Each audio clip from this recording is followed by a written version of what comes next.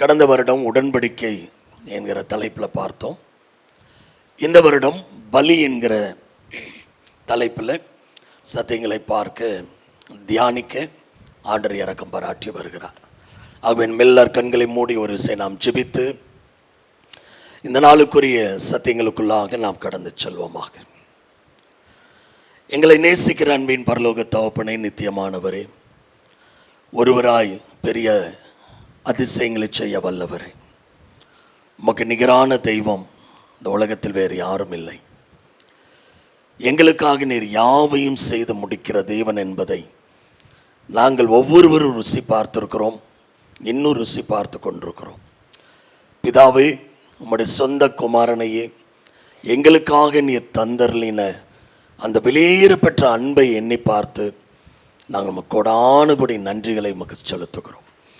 இயேசுவின் மரணம், அடக்கம், உயிர்த்தெழுதல் நடைபெறாவிட்டால் இன்றைக்கு கிறிஸ்தவம் உயிரோடு இருந்திருக்கவே முடியாது. இதுக்கெல்லாம் காரணம் இயேசுவின் மரணம். சரித்திரத்தை இரண்டாய் பிளந்த உம்முடைய மரணம் ஆண்டவரே எவ்வளோ ஒரு பெரிய அதிசயம்.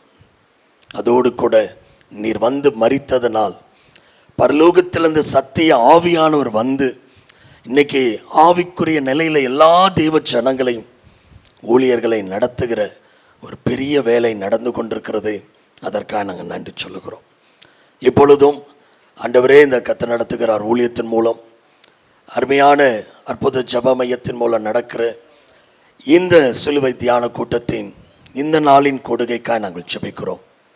ஒரு விசை எங்கள் குற்றங்களை மன்னிங்க, நம்முடைய ஆவிஜல ரத்தத்தினால் எங்களை கழுவுங்க, சுத்திகரிங்க, பரிசுத்தப்படுத்துங்க.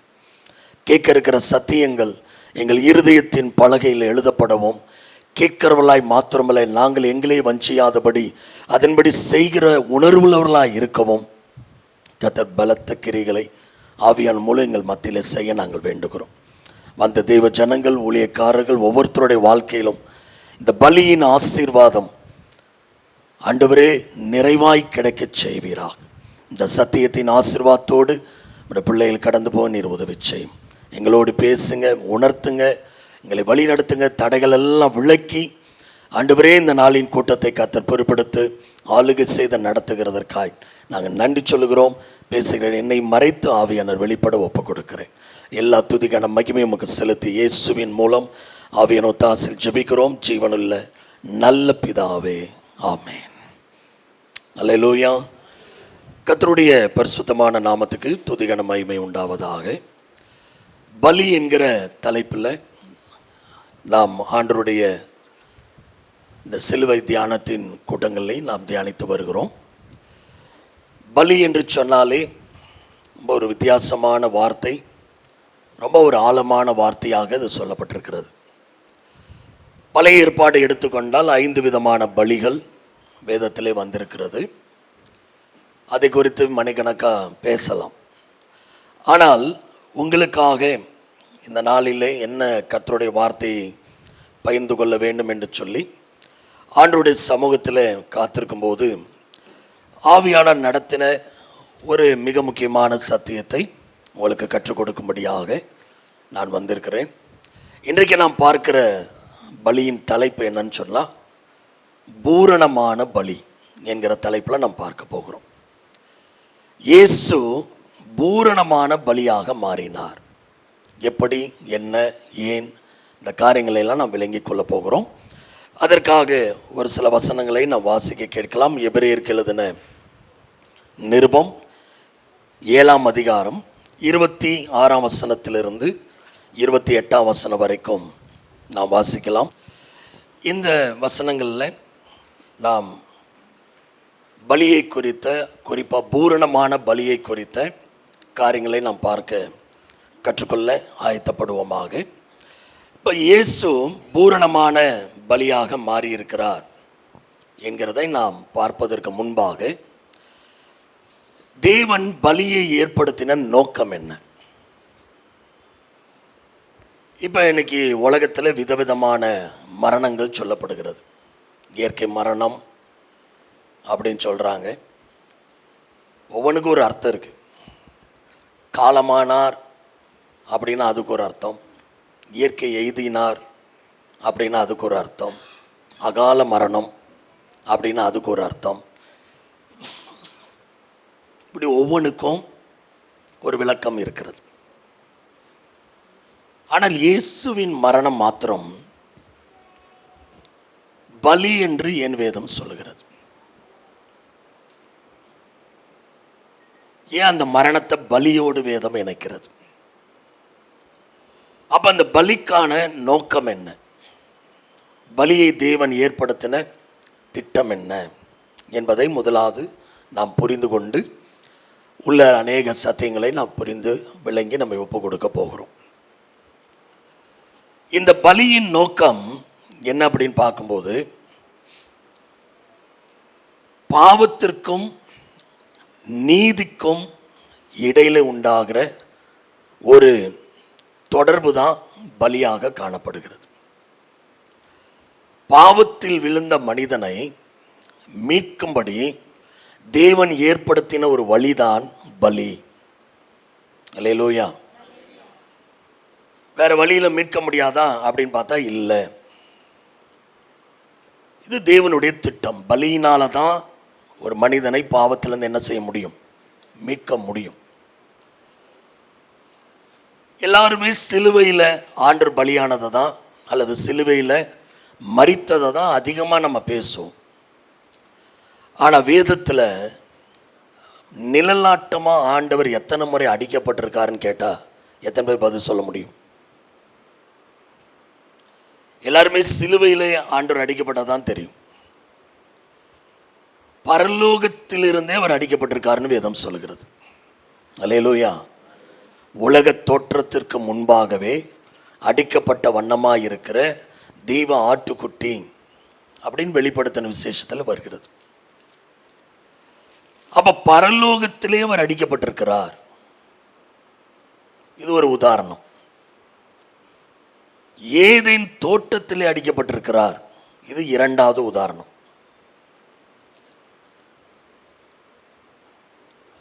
மூன்றாவது, ஈசாக்குக்கு பதிலாக அடிக்கப்பட்டார். இது இன்னொரு உதாரணம். நான்காவது, எகிப்திலிருந்து இஸ்ரவேல் ஜனங்களை வெளியே கொண்டு வர பஸ்கா பலியாக அடிக்கப்பட்டார். இது எல்லாமே யாரை குறிக்குதுன்னா இயேசுவை தான். அப்ப சிலுவையில தான் அவர் பலியானார், சிலுவையில தான் மரித்தார் அப்படின்னு நாம் பேசி கொண்டிருக்கும் போது, ஏன் தேவன் இத்தனை விதமான பலிகள்லாம் அவர் இணைக்கிறார்? நம்ம நினைப்போம், எங்க ஈசாக்கு பலி கொடுத்தது போய் இயேசுவோட இணைக்கிறீங்களே. ஆபிரகாம் யாரை தான் பலி கொடுத்தார்? ஈசாக்கு தானே பலி கொடுத்தார். அதை எப்படி நீங்க இயேசுவோட இணைக்கிறீங்க? இதை நான் சொல்ல, இயேசுவே சொன்னார். ஆபிரகாம் என் நாளைக்கான ஆசையா இருந்தான், கண்டு களி கூர்ந்தான்னார். எங்க இருக்கு அந்த வசனம்? யோவான் சுவிசேஷத்தில். யாராவது எடுத்து வாசிங்க பார்ப்போம். ஏன்னா பல பேர் இதை யோசிக்கிறதில்ல, இதை பற்றின ஆழங்களை புரிந்து கொள்கிறதில்ல. ஆனாலும் நம்ம சொல்லுவோம். வாசிக்கலாம். யோவான் 8ஆம் அதிகாரம் 56ஆம் வசனத்தில், உங்கள் பிதாவாகிய ஆபிரகாம் என்னுடைய நாளைக்கான ஆசையாயிருந்தான், கண்டு களிகூர்ந்தான் என்றார். அப்பொழுது யூதர்கள் அவரை நோக்கி, உனக்கு இன்னும் 50 வயதாகவில்லையே, நீ ஆபிரகாமை கண்டாயோ என்றார்கள். அதற்கு இயேசு, ஆபிரகாம் உண்டாவதற்கு முன்னமே நான் இருக்கிறேன் என்று மெய்யாகவே மெய்யாகவே உங்களுக்கு சொல்கிறேன் என்றார். ஆமென். ஆபிரகாம் உண்டாவதற்கு முன்பாகவே நான் இருக்கிறேன்றார். அப்ப ஆபிரகாம் என்னுடைய நாளைக்கான வாஞ்சையாய் ஆசையாய் இருந்தான், கண்டு களி கூர்ந்தான்றார். உடனே யூதர்கள்லாம் என்ன கேட்குறாங்க? உமக்கு இன்னும் 50 வயது ஆகவில்லையே, ஆபிரகாமை கண்டீரோ? அது ஒரு பழமொழி. அப்படின்னா என்ன? ரொம்ப வயசுலாம் உமக்கு ஆகவில்லையே, ஆபிரகாம் பற்றி பேசுறீர்? நீர் வாலிப பருவம், ரொம்ப வயசான மாதிரி பேசுறீங்க. அப்போ ஆண்டவர் சொல்றார், அந்த ஆபிரகாம் உண்டாகிறதுக்கு முன்னாடி இருந்து நான் இருக்கிறேன். அல்லேலூயா. உண்மையா ஈசாக்கு பலியிட வேண்டிய இடத்துல அன்றைக்கு ஒரு ஆடு முட்புதரிலிருந்து ஈசாக்கை தேவன் விடுவித்து அந்த இடத்துல ஒரு ஆட்டை பலியிட ஒப்பு கொடுத்தார்ல, அந்த ஆடு தான் இயேசு. அது ரொம்ப முக்கியமான ஒரு கோடுவேடு என்னன்னா, என்னுடைய நாளை காண ஆசையா இருந்தான். எந்த நாள்? புதிய ஏற்பாடுல இயேசுவினுடைய லிட்டரலான மரணத்தின் நாள். இது எப்படி ஆபிரகாமுக்கு ஒரு ஆசையாய் வந்தது? இதெல்லாம் எனக்கே யோசமா. என்னுடைய நாளை காண. அப்ப ஆண்டவர் சொல்ற அந்த என்னுடைய நாள்ன்றது எது? அவர் சிலுவையில் மரிக்க போகிற நாள். இது ஆபிரகாமுக்கு ஒரு எண்ணம் வந்திருக்கு. அதை பற்றி இப்போ நான் பேசினா தாங்க மாட்டேங்க, நேரம் பத்தாது. எப்படி ஆபிரகாமுக்குள்ள இந்த மாதிரி எண்ணங்கள் வந்தது, எப்படி ஆபிரகாமுக்கு தேவனுக்கு அந்த உறவு வந்தது, எப்படி ஆபிரகாம் ஆண்டவர் பலி கொடுன்னு சொன்னோன்னு போய் கொடுத்தாரு, இதெல்லாம் ரொம்ப டீப்பஸ்ட் சப்ஜெக்ட். கிளாஸில் படிக்கிறவங்களுக்கு நான் சொல்லிக் கொடுப்பேன். இப்போ எடுத்தோம்னா நேரம் பத்தாது.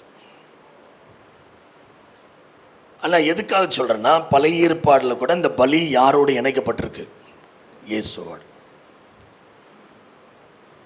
சரி, ஏன் இந்த பலி? இந்த பலியினுடைய நோக்கம் இது எங்கே ஆரம்பிக்குது அப்படின்னா, இந்த பலியினுடைய நோக்கம் சொல்லுங்க கரெக்டாக எங்கே ஆரம்பிச்சது?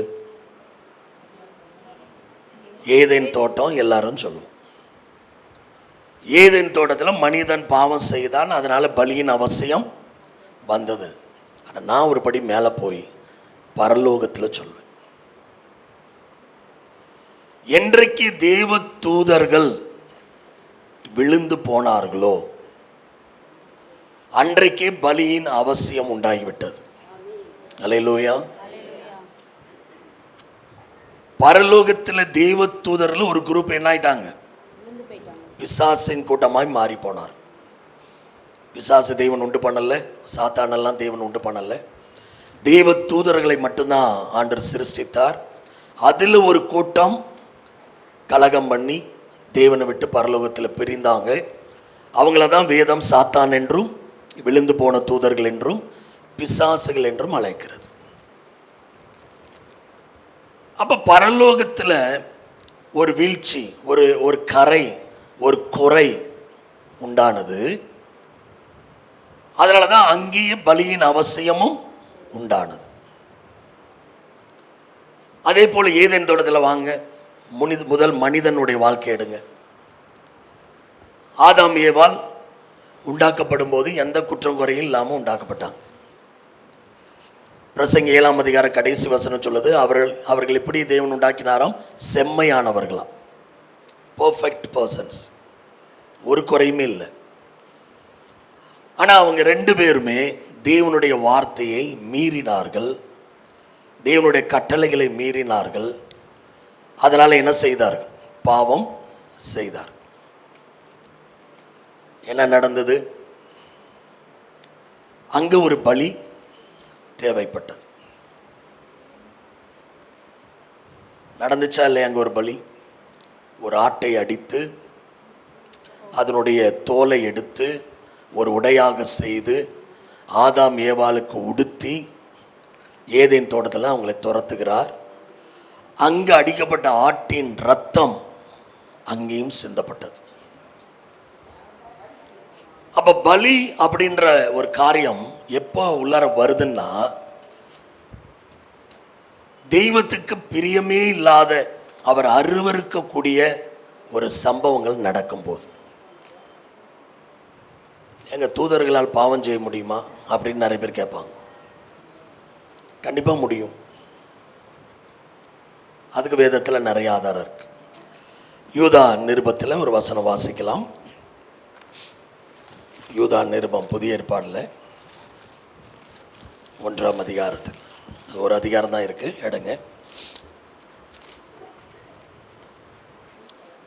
6ஆம் வசனம் வாசிங்க. தங்களுடைய ஆதி மேன்மையை காத்து கொள்ளாமல் தங்களுக்குரிய வாசஸ்தலத்தை விட்டுவிட்ட தூதர்களையும் மகா நாளில் நியாயத்தீர்ப்புக்கென்று நித்திய சங்கிலினாலே கட்டி அந்தகாரத்தில் அடைத்து வைத்திருக்கிறார். இங்கே தூதர்களை அந்தகாரத்தில் அடைத்து வைத்திருக்காருன்னு போட்டிருக்கு. 2 பேதுரு 2ஆம் அதிகாரம் 4ஆம் வசனம். பாவம் செய்த தூதர்களை தேவன் தப்ப விடாமல் அந்தகார சங்கிலிகளினாலே கட்டி நரகத்திலே தள்ளி நியாய தீர்ப்புக்கு வைக்கப்பட்டவர்களாக ஒப்பு கொடுத்து. போதும். அப்ப தேவ தூதர்களும் பாவம் செய்திருக்கிறார். முதல்ல பாவம்னா என்ன? தூதர்கள் பாவம் செய்கிறாங்க, மனுஷங்க பாவம் செய்கிறாங்க அப்படின்னு சொல்லிக்கிட்டே இருக்கிறோம். பாவம்னா என்ன? ஒருத்தர் அடிபட்டாலும் ஐயோ பாவன்றோம்.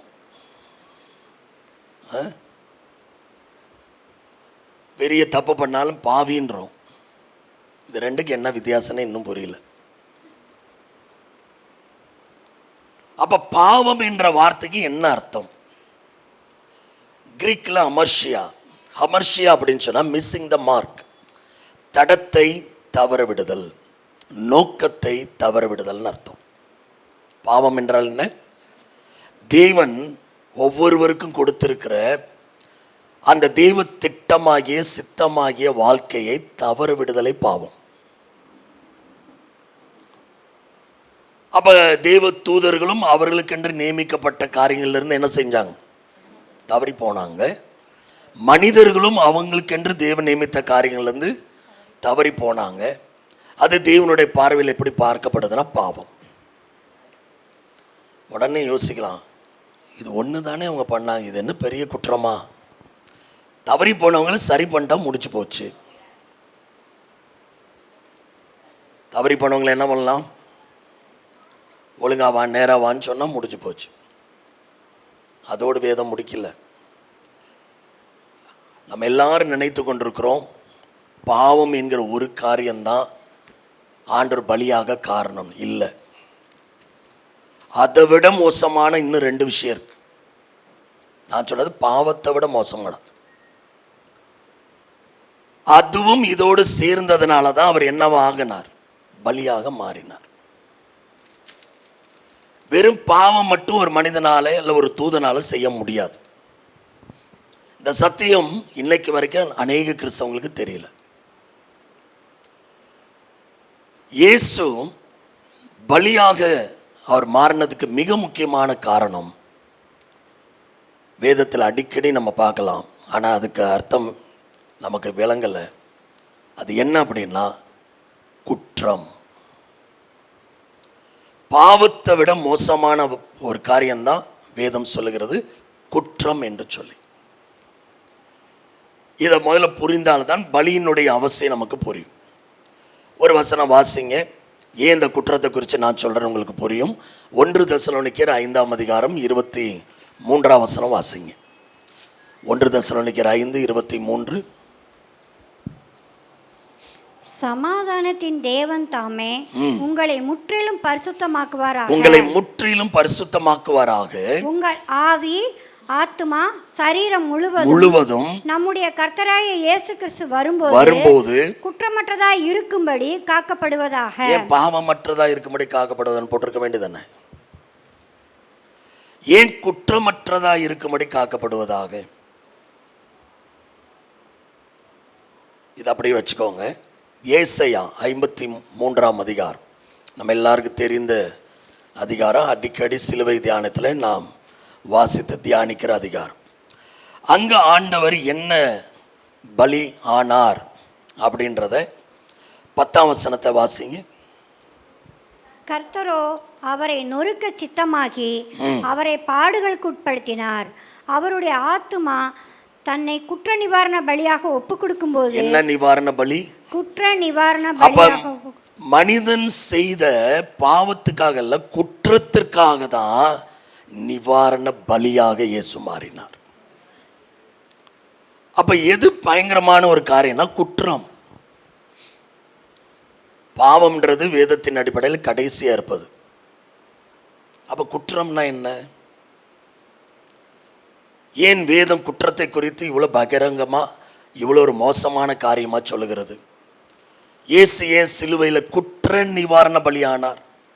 அவர் மீண்டும் வரும்போது நம்மிடத்தில் குற்றம் இருந்தால் வரிகளை போகவே முடியாது. அப்போ இந்த குற்றம்னா என்ன?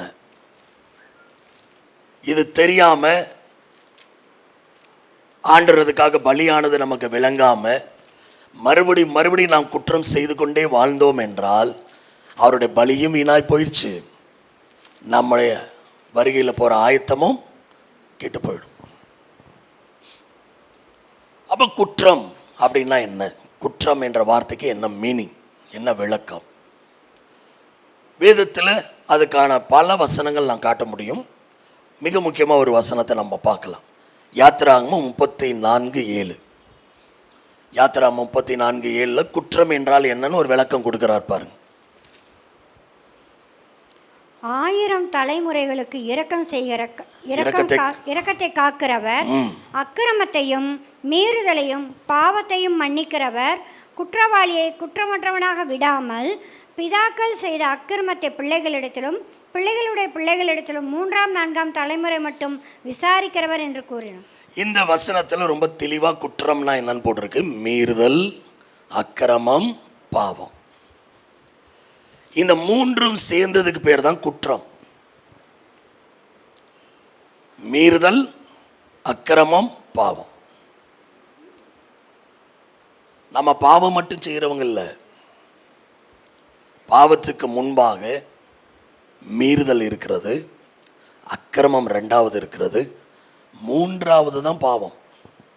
அல்லேலூயா. என்னைக்காவது நம்ம வாழ்க்கையில் மீறுதல் அக்கிரமத்தை அறிக்கை பண்ணியிருக்கிறோமா? மன்னிப்பு கேட்டிருக்கிறோமா? எடுத்த உடனே என் பாவத்தை மன்னியும், என் பாவத்தை மன்னியும், என் பாவத்தை மன்னியும். ஏன் மீறுதல் அக்கிரமத்தை குறித்து நாம் யோசிக்கவில்லை? ஏன் தெரியுமா? 3 காரியங்கள். மீறுதல் நம்முடைய ஆவியோடு தொடர்புடையது, அக்கிரமம் நம்ம ஆத்துமாவோடு தொடர்புடையது, பாவம் நம் சரீரத்தோடு தொடர்புடையது. அப்போ ஆண்டவர் வரும்போது நம்முடைய ஆவி மீறுதல் இல்லாமல் இருக்கணும், நம்முடைய ஆத்துமா அக்கிரமம் இல்லாமல் இருக்கணும், நம்முடைய சரீரம் பாவம் இல்லாமல் இருப்பதுக்கு பேர் தான் குற்றமற்றவர்களாய் இருப்பது. அல்லேலூயா. இந்த 3 காரியங்களுக்காகத்தான். ஒன்று இருந்தால் கூட இயேசு பலியாக இருப்பாரா அப்படின்றது இன்னைக்கு வரைக்கும் எனக்கு கேள்வி. ஆனால் மனிதனுக்குள்ள வீழ்ச்சி எப்படி வந்ததுன்னா ஒரு பகுதியில் மட்டும் வரல. ஆதாம் ஏவாளுடைய வாழ்க்கையில் அவங்களுடைய ஆவியில் வீழ்ச்சி, ஆத்துமாவில் வீழ்ச்சி, சரீரத்திலும் வீழ்ச்சி. இதை நீங்கள் ஆதியாகமம் 3ஆம் அதிகாரத்தில் கண்டுபிடிக்கலாம். ஏவாள் அம்மா பிசாசிட்ட பேசும்போது அங்கே ஆவியில் எப்படி அங்கே வீழ்ச்சி வந்தது, ஆத்துமாவில் எப்படி அவங்க விழுந்து போனாங்க. கடைசியாக தான் சரீரத்தில் பழத்தை பறித்து புசிச்சாங்க. அது மட்டும்தான் எல்லாரும் பேசுவோம், அதுதான் பாவம். ஆனால் அதுக்கு முன்னாடி அந்த அம்மா செய்த மீறுதல் என்ன, அந்த ஏவாள் செய்த அக்கிரமம் என்ன, அதுக்கப்புறம் ஆதாம் செய்த மீறுதல் என்ன, அக்கிரமம் என்ன, பாவம் என்ன, இதெல்லாம் எங்கே இருக்குது? ஆதியாகமத்தில் இல்லை, ஓசியாவில் இருக்கிறது, மற்ற தீர்க்க தரிசன புத்தகங்களில் இருக்கிறது. நான் ஆதாமை போல என் மீறுதல்களை மூடி என் மடியில் ஒளித்து வைத்தேனோன்றார் ஓசியால். அப்போ ஆபிரகாம் என்ன பண்ணி, ஆதாம் என்ன பண்ணியிருக்கிறார்? மீறுதலும் பண்ணியிருக்கிறார். யோபு புத்தகத்தில் இருக்குது, அக்கிரமத்தை ஆதாமை போல நான் மறைத்து வைத்தேனோண்டு. அப்போ ஆதாம் செய்த அக்கிரமம் என்ன, ஆதாம் செய்த மீறுதல், ஆதாம் செய்த பாவம். இதே போலதான் தேவதூதர்கள் பரலோகத்தில் என்ன செய்தாங்க? மீறுதல், அக்கிரமம், பாவம். பல நேரம் நம்ம செய்கிற தவறுகள்லாம் என்ன செஞ்சிருவார்? தேவன் மன்னிச்சிருவார். ஆனால் குற்றங்களை மன்னிக்கிறது கஷ்டம். அல்லேலூயா. அதுக்கு நல்ல மனம் திரும்புதல் இருந்தால் மட்டும்தான் மன்னிக்க முடியும். எத்தனை பேர் விளங்குது? இந்த ஒரு காரியத்துக்காக தான், இந்த குற்றம் என்கிற ஒரு விஷயத்துக்காக தான் அதுக்கு நிவாரண பலியாக இயேசு மாற வேண்டியதாக இருந்தது. புரியுதுங்களா? அந்த குற்றம் என்கிற காரியத்துக்கு ஒரு நிவாரணம். பரலோகத்தில் அவர் அடிக்கப்பட்டதை இப்போ நான் எடுக்கலை, அந்த பலியை இப்போ நான் தொடலை. அது ரொம்ப ரகசியம், ரொம்ப டீப்பஸ்ட் சப்ஜெக்ட். சொன்னாலும் நிறைய பேருக்கு விளங்காது, பல வருஷங்கிட்ட படிக்கிறவங்களுக்கு தான் அது புரியும். இப்போ நம்ம ஏதேன் தோட்டத்திலேருந்து வரும். மனிதன் முதல் எங்கே வீழ்ந்து போனா, எங்கே குற்றம் செய்தான்னு ஏதேன் தோட்டம். ஏதேன் தோட்டத்தில் தான் முதல் மனிதன் விழுந்து போனான். போன வருடத்துக்கு முந்தின வருடம் ஞாபகம் இருக்கா? இதே இடத்துல ஒரு செய்தி எடுத்தேன். ஏதேன் தோட்டமும் கல்வாரி தோட்டம்னு எடுத்தேன். எத்தனை பேருக்கு ஞாபகம் இருக்கு? கம்பேர் பண்ணி எடுத்தேன். ஏதேன் தோட்டத்தில் நடந்த அத்தனை விஷயங்களை கல்வாரி தோட்டத்தில் எப்படி ஆண்டவர் மாற்றினார்னு எடுத்தேன். அப்ப ஏதேன் தோட்டத்தில் நடந்த பிரச்சனையை கல்வாரி தோட்டத்தில் போய் சரி பண்ணார். பைபிள் அங்கே தோட்டம்னே போட்டிருக்கு, அதை காமிச்சேன் நான். முள்ளால தான் எடுப்பாருன்னு சொன்னேன். ஒரு விஷயம் ஒன்று நடந்திருக்குன்னா அதே விஷயத்தை கொண்டு தான் எடுப்பார். இன்னைக்கு பாருங்க, ஒரு ட்ரீட்மெண்ட்டுக்கு ஒரு விஷயத்தை எடுக்குன்னா அந்த விஷயத்தையும் மருந்தாக கொடுத்து தான் எடுக்கிறாங்க. அதான் முள்ளால எடுப்பது. அதுக்காக தாங்க இயேசு சிலுவையில் நமக்காக பலியானார்னு சொல்கிறோம்ல. என்ன தெரியுமா? அந்த மீறுதல் அக்கிரம பாவத்தை சுமந்தார். அல்லேலூயா. அவர் அதை எடுத்ததுனால தான் இன்னைக்கு நீங்களும் நானும் விடுதலை ஆயிருக்கிறோம்.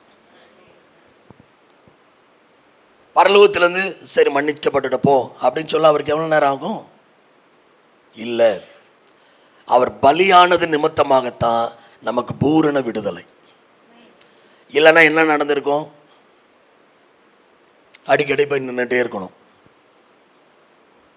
இன்னைக்கு நீங்களும் நானும் ஆண்டவருடைய பலியினாலே ஒரு உடன்படிக்கைக்குள்ளே வந்திருக்கிறோம். சங்கீதம் 50 சொல்லப்பட்டிருக்கு. அதை கடைசியாக சொல்லி நான் முடிக்கிறேன். பலியினாலே அவரோடு உடன்படிக்கை பண்ணப்பட்டவங்களெல்லாம் ஒரு நாள் வருகையில் என்ன செய்ய போகிறார்? என்னோடு கூட்டுங்கள் என்பார். ஆண்டவருடைய வருகைக்கு நாம் ஆயத்தமாகணும்னா இந்த பலியின் ஆசீர்வாதம், இந்த பலியின் உடன்படிக்கை ரொம்ப அவசியம். அது என்னன்னு கடைசியாக பார்ப்போம். இப்போ இந்த மீறுதல் அக்கிரமம் பாவம், இதை பற்றி டீட்டெயிலாக சொல்லணும் அப்படின்னா நேரம் இருக்கான்னு தெரியல. புதிதாக வந்தவங்களுக்கு ஒரு லைனில் சொல்கிறேன், மற்றவங்களுக்கு ஏற்கனவே தெரியும், கிளாஸில் எடுத்திருப்பேன். மீறுதல் அப்படின்ற வார்த்தைக்கு வேதத்தின் அடிப்படையில் எதையெல்லாம் ஆண்டவர் செய்யாதேன்னு சொன்னாரோ அதையெல்லாம் நான் செய்வேன் செஞ்சிங்கன்னா அது பேர் மீறுதல். டோன்ட் டூ இட்னார்னா, செய்யாதேன்னு சொன்னார்னா அதை செஞ்சிங்கன்னா அதுக்கு பேர் மீறுதல். சிம்பிளாக புரிகிற மாதிரி சொல்கிறேன். எதெல்லாம் செய்யாதேன்னு சொன்னார்? இன்னைக்கு நைட்டே போய் ஒரு 50-100 எடுக்கிறீங்க பைபிளில். எதெல்லாம் செய்யாதேன்னு சொன்னார்? கொலை செய்யாதே, ரொம்ப எடுத்தோன்னு மேலே போயிட்டீங்க, பரவாயில்ல. கோபம் கொள்ளாதே, நம்ம லெவலுக்கு வருவோம். கவலைப்படாதே, அப்புறம் பொய் சொல்லாதே, அப்புறம் சத்தியம் பண்ணாதே, தேவையில்லாமல் சத்தியம் பண்ணாதே, திருடாதே, சூப்பர், பொய் சாட்சி சொல்லாதே, சண்டையிடாதே, விபச்சாரம் செய்யாதே, கொலை செய்யாதே. இதெல்லாம் அவுட் ஆஃப் த சப்ஜெக்ட். நம்மகிட்ட சிலருக்கு இருக்கலாம், எல்லார்ட்டையும் இல்லை. நான் சொல்ல காமன், எல்லார்ட்டையும் இருக்கிற விஷயங்களை. கோல் சொல்லாதே, புறங்கூறி திரியாதே, பொறாமை கொள்ளாதே, இச்சிக்காதே. இந்த தேன் முடியுது பார்த்தீங்களா? போய் நைட்டு உட்காந்து ஒரு 100 எழுதிட்டு தான் சாப்பிட்ணும். முடியுமா? இல்லைன்னா உங்ககிட்ட என்ன மீறுதல் இருக்குன்னு எப்படி கண்டுபிடிப்பீங்க? இவ்வளோ சொல்லியும் நான் பொய் சொல்லி தான் ஆவேன்னு சொன்னால் மீறுதல் தானே? நான் கோவப்பட்டு தான் ஆவேன்னு நீங்கள் சொன்னீங்கன்னா அது மீறுதல் தானே? நான் பொறாமைப்பட்டு தான் ஆவேன்னு சொன்னால் அது மீறுதல் தானே? அப்போ ஆண்டவர் இதுக்கெல்லாம் பலியானாரே, நம்ம என்ன ரெஸ்பாண்ட் பண்ணுறோம் அந்த பலிக்கு? சொல்லுங்க. மற்றவங்களை போல எல்லாத்தையும் செஞ்சுட்டு அங்கே போய் முங்கிட்டு இங்கே போய் முங்கிட்டு இல்லை வெறுங்கால நடந்துட்டா சரியாயிருன்னு சொல்கிற மாதிரி ஆண்டவர் சொல்லலையே. அவர் சொல்கிற விஷயம் என்ன தெரியுமா? மனம் திரும்ப தான் சொல்கிறார், வேற ஒன்றும் எதிர்பார்க்கல. இனி அதை செய்யாது, அதிக கேடு உண்டாகும்படி இனி மீறுதல் செய்யாத, அக்கிரமம் செய்யாத, பாவம் செய்யாதன்றார். இது மீறுதல். செய்யாதேன்றது என்ன? மீறுதலோடு தொடர்புடைய. அக்கிரமம்னா என்ன தெரியுமா? எதையெல்லாம் ஆண்டவர் செய்ய சொன்னாரோ அதையெல்லாம் செய்யாமல் போனாலும், லேட்டா செஞ்சாலும் அக்கிரமம். இப்ப சொல்லுங்க, எதெல்லாம் செய்ய சொன்னார்? இதையும் நைட்டு போய் எழுதுங்க எவ்வளவு முடியுமோ. எதெல்லாம் செய்ய சொன்னார்? தகப்பனையும் தாயையும் கனம் பண்ணுவாயாக. அப்புறம் இல்லைங்க, செய்யாதுன்றது கடகடன்னு சொன்னீங்க, செய்ய சொன்னதை ரொம்ப யோசிக்கிறீங்களே. செய்யாது அது வேற, செய்ய சொன்னது சித்தத்தின்படி செய்யுங்க. அப்புறம் உன்னை போல் பிறனை நேசி. அப்புறம் நிறைய இருக்கு. அன்பு கூறுவாயாக, அன்பு செய். அப்புறம் ஸ்தோத்திரம் பண்ணு. ஓகே, ஃப்ரெண்டாயிரு. அப்புறம் பரிசுத்தமாயிரு. முக்கியமானதெல்லாம் விட்டுட்டீங்களே.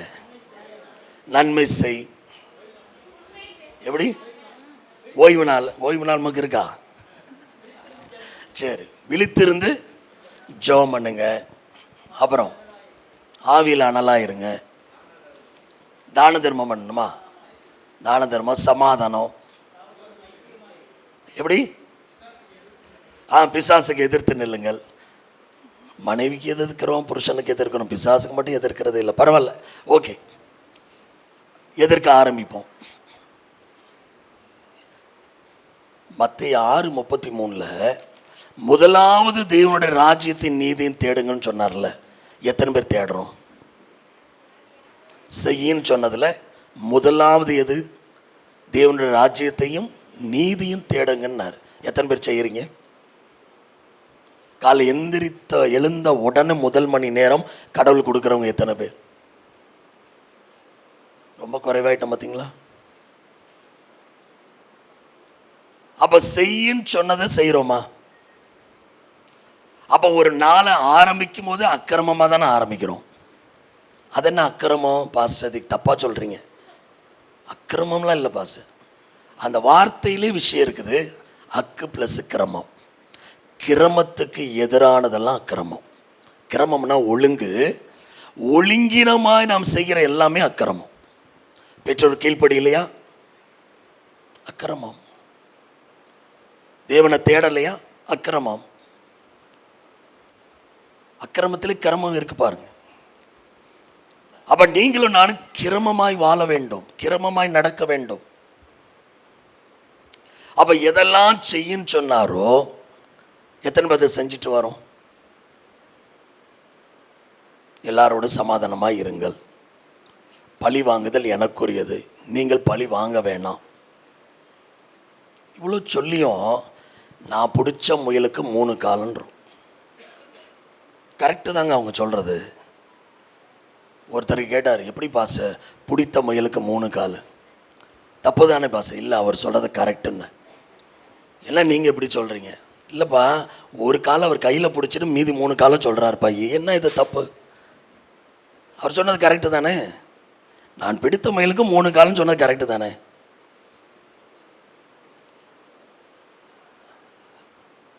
இப்படி சிலர் என்ன பண்ணுறாங்க, அவங்களுடைய நீதியில் நிற்கிறாங்க. கொஞ்சம் அவங்க கண்ணு திறந்து இன்னொரு காலையும் பார்க்குற மாதிரி கிருபை ஆண்டவர் கொடுக்கும்போது தான் தெரியும் இல்லை நம்ம பேசின தப்புன்னு. சுயநீதியில் நிற்கிறாங்களே நிறைய பேர். நான்லாம் இப்படி தெரியுமா, அப்படி தெரியுமா, இப்படி தெரியுமா. அப்போ மீறுதல்னா என்னன்னு பார்த்துட்டோம், அக்கிரமம்னா என்னன்னு பார்த்துட்டோம், பாவம்னா என்னன்னு பார்த்துட்டோம். பாவம்னா என்ன? Missing the mark. தேவனுடைய சித்தத்தின்படி, தேவ திட்டத்தின்படி நாம் வாழாததை பாவம். அப்போ ஆதாம் ஏவாள் இந்த 3 காரியங்களையும் என்ன செஞ்சாங்க? விழுந்தாங்க. ஆதாம் ஏவாள் மீறுதல் செய்தாங்க, அக்கிரமம் செய்தாங்க, பாவம் செய்தாங்க. அதனால் தேவன் அவங்கள பாவின்னு பார்க்கல, குற்றவாளின்னு பார்த்தார். அவங்க மேலே ஆண்டவருடைய கண் எப்படி இருந்தது? அவங்க ஒரு குற்றவாளி.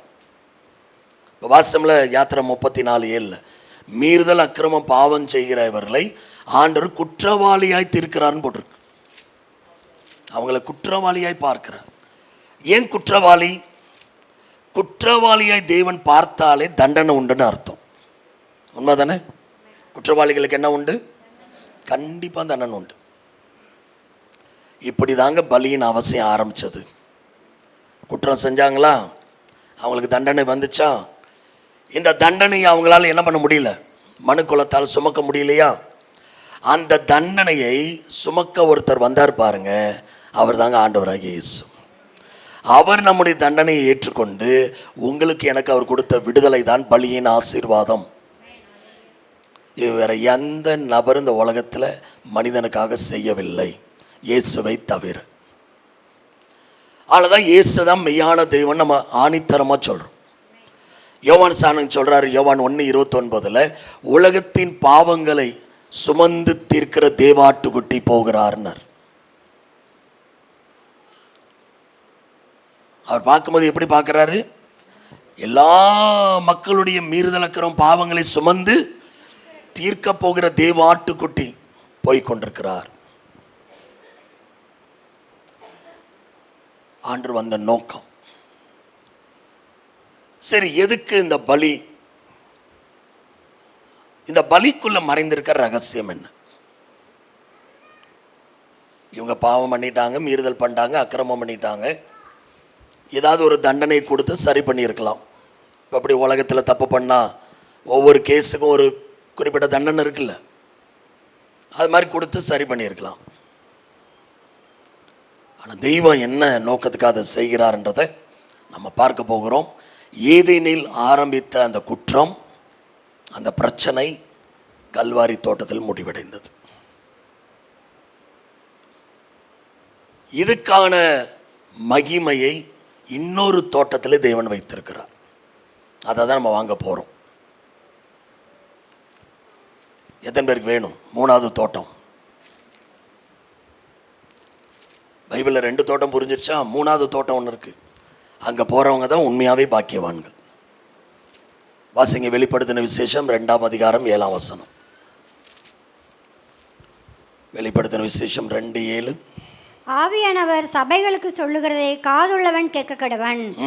ஜெயங்கொள்ளுகிறவன் எவனோ அவனுக்கு தேவனுடைய பரதேசின் மத்தியில் இருக்கிற ஜீவ விருட்சத்தின் கனியை புசிக்க கொடுப்பேன் என்று எழுது. இந்த தோட்டத்தில் இருக்கிற ஜீவ விருட்சத்தின் கனியை யார் புசிக்கிறாங்களோ அவங்க தான் நித்தியத்துக்கு சொந்தமானவர்கள். அப்போ வேதம் எங்கே வந்து முடியுது பார்த்தீங்களா? தோட்டத்தில் ஆரம்பித்து தோட்டத்தில் முடியுது.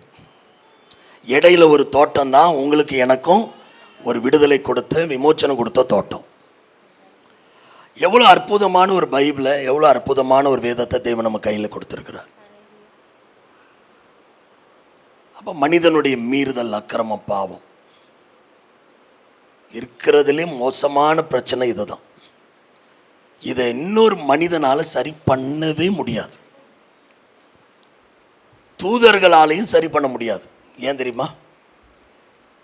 ஒரு மனிதனுடைய இந்த குற்றத்தை இன்னொரு மனிதனை கொண்டு சரி பண்ண முடியாது, தேவ தூதர்களை கொண்டு சரி பண்ண முடியாது.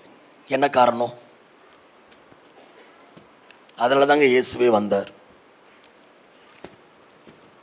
இன்னொரு மனிதனை கொண்டு சரி பண்ணலான்னு பார்த்தா இந்த உலகத்தில் பிறக்கிற எல்லா மனிதர்களுமே பாவத்தில் தான் பிறக்கிறான். சங்கீதம் 51:5 என் தாய் என்னை பாவத்தில் கர்ப்பந்தரித்தால் நான் துர்குணத்தில் உருவானேன், ஒருவனும் நீதிமான் இல்லைன்னு வேதம் சொல்லுது. எல்லாரும் பாவம் செய்து தெய்வ மகிமை அற்றவர்கள் ஆனார்கள் வேதம் சொல்லுது. ஒரு மனிதனை மீட்க இன்னொரு மனிதனாலும் முடியவே முடியாது.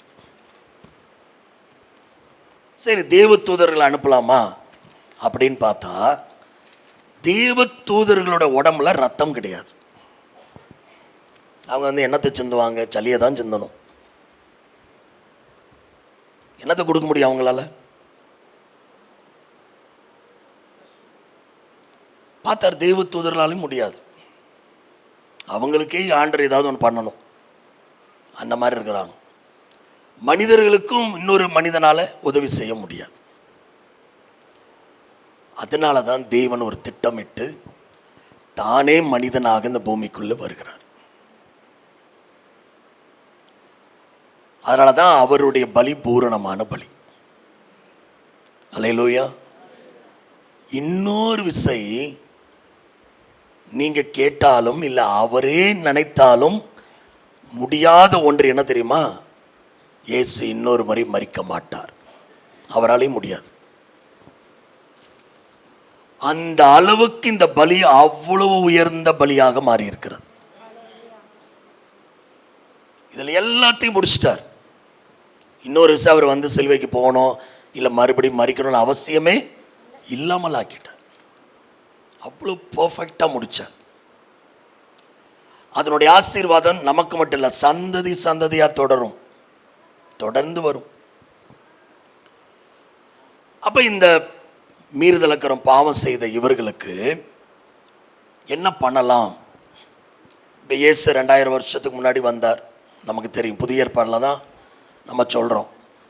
பழைய ஏற்பாடு ஏறக்குறை 4000 வருஷம். ஆதி ஆமத்திலேருந்து மனுஷன் பாவம் செஞ்சுட்டே வரோம், மீறுதல் அக்கிரமம் பண்ணிக்கிட்டே வரோம். ஏன் பழைய ஏற்பாடில் இயேசு வரல? இருந்தார் பழைய ஏற்பாடில். ஆனால் புதிய ஏற்பாடில் வந்த மாதிரி மனிதனாக என்ன செய்யலை, அவர் பிறக்கல, அவதாரம் எடுக்கல. இன்னும் அவர் நிழலாட்டமாக நிறைய இடங்கள்ல காணப்படுறார். அதனால தான் பழைய ஏற்பாடில் என்ன பண்ணாரு,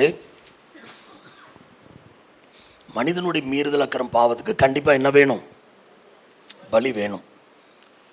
அதுக்காக பழைய ஏற்பாடில் என்ன தேவன் திட்டம் பண்ணினான்னா, மிருகங்களை பலி கொடுக்கறதுக்கு திட்டம் பண்ணினார்.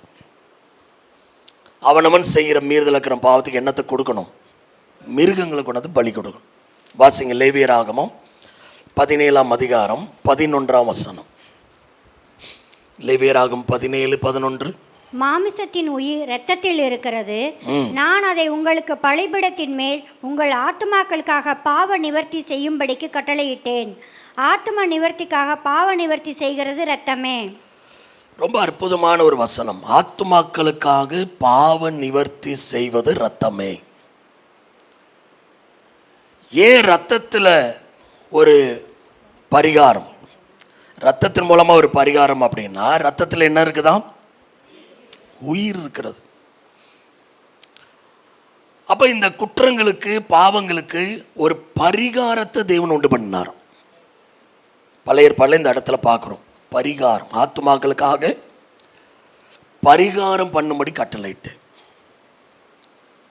இந்த பரிகாரம் என்ற வார்த்தைக்கு எபிரேய மொழியில கிப்பூர், KIPPUR, பரிகாரம் என்ற வார்த்தைக்கு கிப்பூர்னு அர்த்தம். கிப்பூர் அப்படின்னு சொன்னா அதுக்கு என்ன தமிழ்ல அர்த்தம்னா மூடுதல்னு அர்த்தம். டு கவர், ஒன்றை இன்னொன்றை வைத்து என்ன செய்வது? மூடுவது. எப்படி ஒரு அசிங்கம் இருந்துச்சுன்னா அது தெரியாமல் இருக்க என்ன பண்ணுவோம்? அதை மூடி வைப்போம். சில இடத்துல திடீர்னு ஊழியக்காரங்க வீட்டுக்கு வர்றாங்கன்னு சொல்லி 5 நிமிஷத்துக்கு முன்னாடி ஃபோன் வந்துச்சுன்னா, சே நம்ம வீடு எவ்வளோ சூப்பராக மாறும் தெரியுமா? அதை தான் அங்கே இருக்கும், மேலே அப்படி ஒரு போர்வை, எதுவும் தெரியாத அளவுக்கு போட்டு மூடிடுறது. அவர் போனதுக்கப்புறம் எல்லாம் பார்த்துக்குவோம். உள்ளார வந்தால் அப்படியே ரூம் ஸ்ப்ரேலாம் அடித்து அப்படியே கம்மன்னு, அதுக்கு முன்னாடி குப்பையும் கூலமாக கிடக்கும். ஊழியக்காரங்க வந்தவொடனே அப்படி வீடு பரலோகம் மாதிரி ஜொலிக்கும். எங்கே போச்சு எல்லாம்? கட்டில் கடியில் தள்ளி விட்டுறது, பீரோ கடியில் தள்ளி விட்டுறது, சோஃபா கடியில் தள்ளி விட்டுறது, அப்படியே ஒரு கவர், ஒரு போர்வை போட்டு துணியை போட்டு மூடிடுறது. நம்ம பார்க்கும்போது ஒன்றும் தெரியாது, நல்லா இருக்கு, ஃபேமிலி நல்லா வீடு வச்சுருக்காங்க, சுத்தமாக வச்சுருக்கிறாங்க. சௌகரியமார்களுக்கு இந்த விசிட்டிங்னு சொல்லிட்டாலே முதல்ல அப்படியே பிரச்சனையே அங்கே தான். இந்த பாஸ் சொல்லிட்டு ஒரு நாளைக்கு முன்னாடியே சொல்லக்கூடாது, என்னத்துக்கு வீடெல்லாம் க்ளீன் பண்ணோம்ல அப்படின்வாங்க. எமர்ஜென்சினா இந்தான், வேற வழியே இல்லை, நீ அதை மூடு நான் இதை மூடுறேன்னு எல்லாமே ஆளுக்கு ஒரு வேலையில் பண்ணிட்டு இருப்பாங்க. அப்போ மூடிட்டோம் அப்படின்னா யாராவது வீட்டுக்குள்ளே வந்தால் ஏதாவது தெரியுமா? அங்கே என்ன அலங்கோலம் இருந்துச்சுன்னு தெரியுமா? அப்போ ஆண்டவர் என்ன பண்ணுறாருன்னா, மனிதன் செய்த மீறுதலுக்கிறோம் பாவத்தை ஒரு மிருகத்துடைய ரத்தத்தை வைத்து மூடுகிறார். அந்த ரத்தம் அவனை மூணுனதுக்கு அப்புறமேட்டு தான் கர்த்தர் அந்த மனிதனை பார்க்குறார். இது என்ன அர்த்தம்? டெம்பரவரி ரிலீஃப், அவ்வளோதான். உன்னை நான் பார்க்கணும், உன்னை நான் ஆசீர்வதிக்கணும், உன் ஜபத்தை கேட்கணும்னா உன் மீறுதலுக்கிற பாவம் மூடப்படணும். ஏன்னா நான் பாவிகளை பார்க்கிற தேவன் அல்ல. ஏன் ஆண்டவருக்கு அது பிடிக்காதுன்னா, அவர் பாவங்களை பார்க்க மாட்டாத சுத்த கண்களை உடையவர், அவர் பரிசுத்தர். அப்போ அவர் பாவியை பார்க்கணும்னா அவரால் முடியாது. அதுக்கு ஒரு வழியை உண்டு பண்ணார், அதுதான் கிப்போர். கிப்போர்னா பரிகாரம், மூடுதல். அதுக்கு என்ன செய்யணும்? ஒரு ஆடையோ மாடையோ கொண்டு வந்து என்ன பண்ணணும்? பலி செலுத்தி அந்த இரத்தம் அவனுக்காக சிந்தப்பட்டது என்று சொல்லும்போது அந்த இரத்தத்தினால் அவன் மூடப்படுகிறான். ஆண்டவர் அவனை ஆசீர்வதித்து அனுப்புகிறார். இதுதான் பழைய ஏற்பாட்டில் நடந்த பலிமுறை. ஆனால் என்ன நடந்தது? அந்த பலியினால் ஏதாவது பிரயோஜனம் இருக்கா சொல்லுங்க? எவனாவது திருந்தினானா? செய்வாங்க, பலி கொடுப்பாங்க, திரும்ப போய் செய்வாங்க. அந்த ஆடு மாடு பலியின் ரத்தம் ஒரு மனிதனுடைய பாவத்தை மூடினதை அல்லாமல் அவனை சுத்திகரிக்கவில்லை. அதனால தான் அவன் திரும்ப திரும்ப என்ன பண்ண வேண்டியதாக இருந்தது? பலி செலுத்த. பாவம் செய்கிறான், பலி செலுத்துறான், பாவம் செய்கிறான், பலி செலுத்துறான். ஒரு மாற்றம் இல்லை. இதுவும் ஒரு காலகட்டங்கள் வரைக்கும் ஆண்டவர் நியமித்தார். ஒரு இடத்துல இருக்கு, அந்த வசனத்தை வாசிக்கலாம். எபிரேயருக்கு எழுதின நிருபத்தில் எது வரைக்கும் இந்த காலகட்டங்கள் அப்படின்னு சொல்லி நம்ம பார்க்கும்போது ஒரு வசனத்தை வாசிக்கலாம். எபிரேயர் 10:1 வாசிங்க.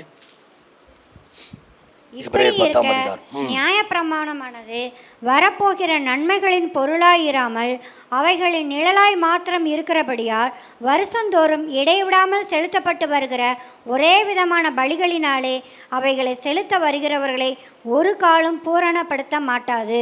அதை செலுத்த வருகிறவர்களை அந்த பலி ஒரு காலம் என செய்யவில்லை, பூரணமாக்கவில்லை. ஏன் அப்படின்னா அவைகள் எல்லாம் நிழலாட்டம், நாட் ஒரிஜினல், ஒன்லி ஷேடோ. பழைய ஏற்பாட்டின் பலிகள் எல்லாம் யாரை சுட்டி காட்டுகிறது என்றால் இயேசுவை தான் சுட்டி காட்டுகிறது. அதெல்லாம் நிழல். நிழல் என்றைக்குமே என்ன செய்யாது? ஒரு மனிதனுக்கு எந்த உதவியும் செய்யாது. ஒரு பிரச்சனை உங்களுக்கு வருது, ஒரு நபர் பக்கத்தில் இருந்தால் உங்களுக்கு விடுதலை கிடைக்குமா? இல்லை ஒரு நிழல் பக்கத்தில் இருந்தால் விடுதலை கிடைக்குமா? ஒரு பர்சன் இருக்கணும். ஒரு நபர் நிற்கிற மாதிரி ஃபோட்டோ, அந்த நிழல் விழுது கீழே, அந்த நிழல் நிற்குது, ஒரு நபர் நிற்கிற மாதிரி இருக்குது, நம்ம கூட இருக்கிறனால நமக்கு ஏதாவது பிரயோஜனம் இருக்குமா? இப்படி தான் பழைய ஏற்பாடில் நிழலோடு தான் வாழ்ந்தாங்க. அதனால தான் அவங்களை எந்த பலியும் என்ன செய்யலை, ஒரே விதமான பலி. அதென்ன ஒரே விதமான பலி? ரொம்ப எனக்கு பிடிச்ச வார்த்தைலாம் இதான். பழைய ஏற்பாட்டு பலி ஒரே விதமான பலி, புதிய ஏற்பாட்டில் இயேசு ஒரே பலி. அல்லேலூயா. ஒரே விதமான பலி வேற, ஒரே பலி வேற. ஒரே தரம் அவர் பலியிடப்பட்டார் இருக்கும். ஒரே விதமான பலி என்று சொன்னால் ஆடு, மாடு, புறா குஞ்சுகள், இவைகளெல்லாம் மாற்றி மாற்றி அவங்கள வசதிக்கு ஏற்ற மாதிரி என்ன பண்ணுவாங்க? பலி கொடுப்பாங்க. ஏன் இதெல்லாம் பலி கொடுக்க சொன்னார் தெரியுமா? ஒரு பாவி செய்கிற காரியத்திற்கு ஒரு அப்பாவி மிருகம் பலியாகுது. இப்போ நான் முன்னாடி சொன்ன ஞாபகம் இருக்கா? மனிதனுக்கு ஒரு மனிதனால் உதவி செய்ய முடியல, தெய்வ தூதர்களால் உதவி செய்ய முடியல. ஆனால் இந்த மிருகங்கள், பறவைகள் மட்டும் எப்படி கொஞ்சம் உதவி செஞ்சது? எனக்கா யோசமா? ஒவ்வொன்றிலையும் விஷயம் இருக்கு. மனிதனால இன்னொரு மனிதனுக்கு உதவியாக இருக்க முடியாது, ஏன்னா எல்லாருமே பாவிகள். தூதர்களால் மனிதர்களுக்கு உதவியாக இருக்க முடியாது, ஏன்னா அவங்ககிட்ட ரத்தம் இல்லை. ஆனால் இந்த பறவைகள் மிருகங்களால் மனிதனுக்கு உதவி செய்ய முடியுது அப்படின்னா அவைகள்கிட்ட ரத்தம் இருக்கு, ஆத்துமா இல்லை. அந்த பறவைகள் மிருகங்கள்கிட்ட ஆத்துமா இருந்திருந்தா அவைகளும் பாவம் செய்திருக்கும். நல்ல வேளை கடவுள் அதுக்கு ஆத்மா கொடுக்கல. அதனால தான் அதனுடைய ரத்தம் கெட்டு போன ரத்தமும் இல்லை. எதுவுமே புரியுது? அதனால டெம்பரவரியா அந்த ரத்தத்தை வைத்து என்ன பண்ணிட்டு வந்தார்? பழைய ஏற்பாடுல மூடிட்டே வர்றார். அவன் செய்கிற பாவத்துக்கு ஒரு கவர் மட்டும் போட்டுறார். இப்படி தாங்க பழைய ஏற்பாடு ஓடினது. அப்ப பழைய ஏற்பாட்டில் பலியை தேவன் உண்டு பண்ணது காரணம் பரிகாரம். பரிகாரம் இப்போ புரிஞ்சிச்சா? ஆண்டவரே செய்கிற பரிகாரம் தேவனுடைய கண்களுக்கு அது மறைக்கப்படும்படி தேவனை ஏற்படுத்தின ஒரு பரிகாரம். இதுக்கு இன்னொரு காரியத்தை நாம் சொல்லலாம். எதற்காக இந்த பரிகாரத்தை தேவன் ஏற்படுத்தினார்னா, தான் நீதி உள்ளவர் என்பதை என்னைக்குமே தேவனை விட்டு கொடுக்க மாட்டார். தான் நீதி உள்ளவர். நீதினா என்ன? தப்பு பண்ணால் அவனுக்கு தண்டனை கொடுப்பதான் நீதி. அப்போ தேவன் யாரு? நீதி உள்ளவர். அதில் இன்னைக்கு காம்ப்ரமைஸ் ஆக மாட்டார். அதே தேவன் தான் இந்த பரிகாரத்தையும் வைத்து தன்னை திருப்திப்படுத்தி கொண்டார். நீங்கள் உலகத்தில் பாருங்கள், இந்த ஜோசியக்காரன்லாம் போகும்போது உனக்கு இந்த கண்டம் இருக்கு அந்த கண்டம் இருக்குன்னு நீ சீக்கிரமாக போயிடுவ அப்படின்லாம் ஏதாவது சொல்லுவாங்க பாருங்கள். அடுத்தது நம்மால் கேட்குற கேள்வி, இதுக்கு ஏதாவது பரிகாரம் இருக்கான்னு கேட்பாங்க. கேள்விப்பட்டிருக்கீங்களா? அம்பாட்டு அடித்து விடுவான். நம்ம பயத்தில் அடுத்த கேட்குற கேள்வி என்னன்னா, இதுக்கு என்ன பரிகாரம்? உடனே அவன் ஒரு பெரிய லிஸ்டே சொல்லுவான். இதெல்லாம் கொண்டு வந்தீங்கன்னா அதனால உனக்கு ஒரு பரிகாரம் கிடைக்கும். பண்ணினவங்களும் இருக்கிறீங்க, முகத்தை பார்த்தாலே தெரியுது.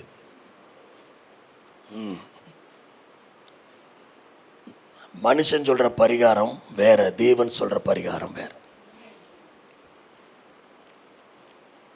அவெல்லாம் ஏமாற்றுவதற்காக என்ன செய்கிறான்? சில பரிகாரத்தெல்லாம் சொல்லி மக்களும் அதே போல் பின்பற்றி போகிறவங்களும் இருக்கிறாங்க. ஆனால் அது நிரந்தரம் இல்லை. பழைய ஏற்பாட்டில் தேவனே எதுக்கு அந்த பரிகாரத்தை ஏற்படுத்தினார்னா, தன்னுடைய நீதியை திருப்திப்படுத்த. நீதி என்ன சொல்லும்? என்ன நீங்கள் தப்பு பண்ண இவனை விட்டுட்டே இருக்கிறீங்க அப்படின்னு அவர் நீதி சொல்லும்ல. அந்த நீதிக்கு ஒரு திருப்தியை கொடுக்க தான் என்ன பண்ணிட்டாரு? ஒரு பரிகாரம். அவனுக்காக இந்த ஆடு இந்த மாடு பதிலாக பலியிடப்பட்டது. சரி, ஓகே.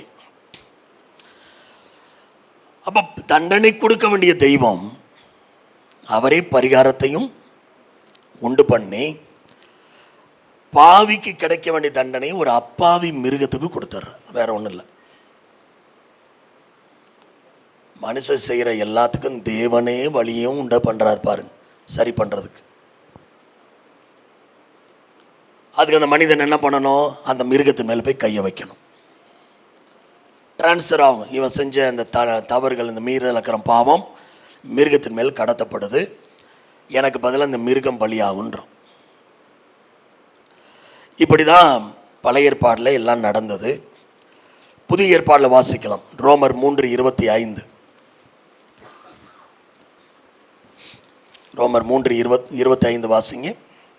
தேவன் பொறுமையாயிருந்த முதற்காலத்தில் நடந்த பாவங்களை தாம் பொறுத்து கொண்டதை குறித்து தம்முடைய நீதியை காண்பிக்கும் பொருட்டாகவும் தாம் நீதியுள்ளவரும் இயேசுவினிடத்தில் விசுவாசமாய் இருக்கிறவனை நீதிமான் ஆக்கிறவருமாய் விளங்கும்படி இக்காலத்திலே தமது நீதியை காண்பிக்கும் பொருட்டாகவும்.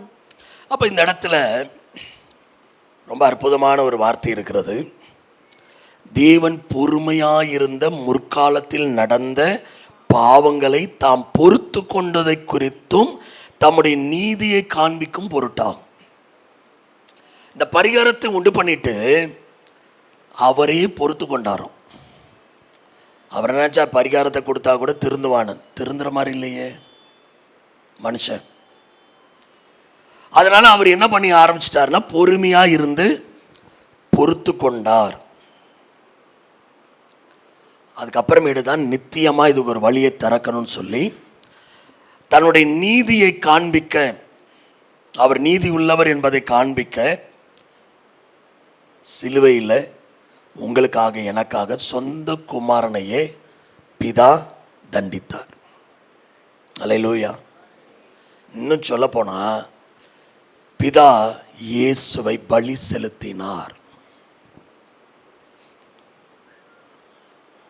பிதாவே இயேசுவை பலி செலுத்தினார். இதுக்கு நிழலாட்டம் தான் ஆபிரகாம் ஈசாக்கை பலி செலுத்தினது. ஏன் பிதாவை பலி செலுத்தினார் அப்படின்னா, வேற வழி இல்லை. மனிதன் செய்த மீறுதலக்கரம் பாவத்துக்கு யார் அந்த மனிதனை சிருஷ்டித்தாரோ அதே நபரை தான் அனுப்பணும், வேற வழி இல்லை. பிதா கேட்குறாரு இயேசுவை பார்த்து, போயிட்டு வரீங்களா? மக்களை மீட்கணும், நீங்கள் தான் பலியாகணும். இயேசு என்ன தெரியுமா சொன்னார்? ஐ எம் ரெடின்னார். எபிரேயர் 10ஆம் அதிகாரம் 7ஆம் வசனம் படிங்க. எபிரேயர் 10ஆம் அதிகாரம் 7ஆம் வசனம். தேவனே, உம்முடைய சித்தத்தின்படி செய்ய இதோ வருகிறேன், புத்தக சுருளில் என்னை குறித்து எழுதியிருக்கிறது என்று சொன்னேன் என்றார். அப்ப இயேசு சொல்லுகிறார் பிதாவை பார்த்து, பிதாவே, தேவனே, உம்முடைய சித்தத்தின்படி செய்ய இதோ வருகிறேன். என்னை குறித்து புத்தக சுருளில் என்ன பண்ணியிருக்கிறீர்? எழுதியிருக்கிறீரே, அதன்படி செய்ய நான் வருகிறேன்னு சொல்லிட்டு கீழே 10ஆம் வசனத்தில் பாருங்க. இயேசு கிறிஸ்துவினுடைய சரீரம் ஒரே தரம் பலியிடப்பட்டதினாலே அந்த சித்தத்தின்படி நாம் பரிசுத்தமாக்கப்பட்டிருக்கிறோம். அப்ப பிதாவின் சித்தம் என்ன? இயேசு பலியானாக மட்டும்தான் பாவியாய் இருக்கிற மனிதன் பரிசுத்தமாக முடியும். இது பிதாவினுடைய சித்தம். அப்ப அவருடைய ஒரே தரம் அவர் பலியிடப்பட்டதினாலே, எப்படிங்க இயேசு தன்னையும் பலியிட்டு பாரா? இல்லை, பலி மிருகத்தை பலியிட ஒருத்தர் தேவை, அப்படிதானே? அதனால்தான் பிதா அவரை நொறுக்க சித்தமானார்னு ஏசாயா 53:10 முன்னாடி வாசிச்சோம்.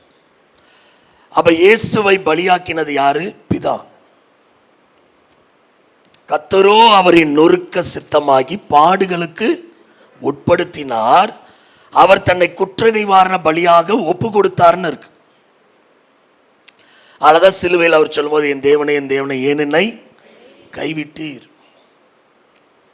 அப்ப பிதா என்ன பண்ணியிருக்கிறார்? உங்களுக்காக, எனக்காக அவர் கைவிடுறதுக்கு பேர் தான் பலியாக ஒப்பு கொடுத்தார். உண்மையாவே நமக்கு எவ்வளவு பெரிய ஒரு ஆசீர்வாதம் இருக்குன்னா, இயேசுவின் பலியில தான் எல்லா ஆசீர்வாதங்களும் அடங்கியிருக்கு. அது ஒன்று போதும். அதுதான் பவுல் சொல்வார், நமக்காக தன் சொந்த குமாரனையே பிதா கொடுத்திருக்கிறாரு, அவரோடு கூட மற்ற இவைகளெல்லாம் கூட அருளாதிருப்பது எப்படின்றார். இயேசுவையே பலியா கொடுத்துட்டார்னா அவர்கிட்ட இருக்கிற 100% இல்லை, 1000% கொடுத்துட்டார். நம்ம அந்த பலியின் ஆசீர்வாதத்தை பார்க்கல. இன்னும் எனக்கு வீடு இல்லை, கார் இல்லை, வேலை இல்லை, குழந்தை இல்லை, கல்யாணம் ஆகலை. என்னைக்கு எனக்காக ஒரு பலியானார்னு விசுவாசிக்கிறீங்களோ, அதிலேயே எல்லா நன்மைகளும் அடங்கி இருக்கிறது. அதிலேயே எல்லாவற்றையும் பிதா கொடுத்து விட்டார். விசுவாசிக்கிறவங்களுக்கு தான் அது நடக்கும். அப்ப இன்னைக்கு ஒரு தீர்மானம், எனக்காக பலியான இயேசுவுக்கு நான் நன்றி சொல்லுகிறேன். அதே நேரத்தில் அவர் பலி கொடுத்த பிதா என்ன நோக்கத்துக்காய் கொடுத்தாரோ அந்த நோக்கம் என் வாழ்நாள் முழுவதும் நிறைவேற வேண்டும்.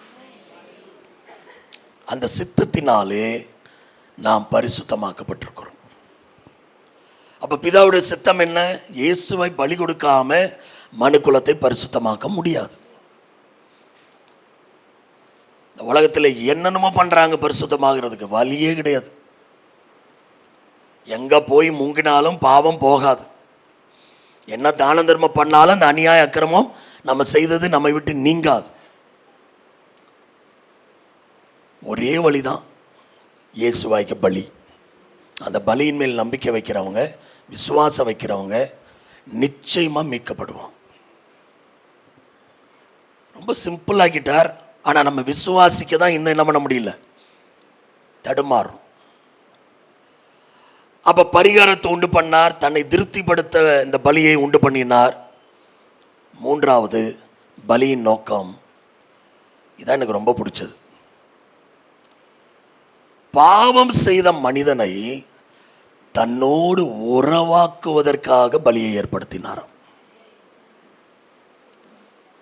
நம்மளாம் என்ன பண்ணுவோம், நமக்கு விரோதமாக நியாயக்கிரமையாக தான் பண்ணிட்டாங்கன்னு வச்சுக்கோங்க, இருக்கிற உறவையும் பெரிய சிசரை கொண்டாந்து கட் பண்ணிடும். செத்தாலையும் மூஞ்சலை விழிக்காது, புரியுதா அப்படின்னும். ஆனால் இந்த உலகத்தில் யாரும் கடவுளுக்கு ரொம்ப இப்படி பண்ண முடியாது. அப்படி மனுஷன் பண்ணிட்டான். என்ன பண்ணா, ஆதாம் ஏவாள் கடவுள் சொன்ன வார்த்தையை ஏதேன் தோட்டத்தில் மீறினாங்க. தேவன் சொன்னதுக்கு கீழ்ப்படியாம பிசாசு சொன்னதுக்கு அவங்க 2 பேரும் கீழ்ப்படிஞ்சாங்க. இப்ப தேவன் எவ்வளவு கோவப்படணும். ஆனா அந்த பாவிக்கு மறுபடியும் தேவன் தன்னோடு ஒரு உறவை ஏற்படுத்த சித்தமானார் பாருங்க. அதுக்காக உண்டானதான் பலி. பலினாலதான் என்ன உண்டாக்க முடியும், உறவை. உதாரணத்துக்கு நம்ம வீடுகள்லாம் அந்த மரண நேரங்களில் பார்ப்போம். மரண நேரங்களில் மரித்தவங்க வீட்டில் இருக்கும்போது எல்லா உறவுகளும் பார்க்க வரும்போது கட்டி பிடிச்சி அழ ஆரம்பிப்பாங்க.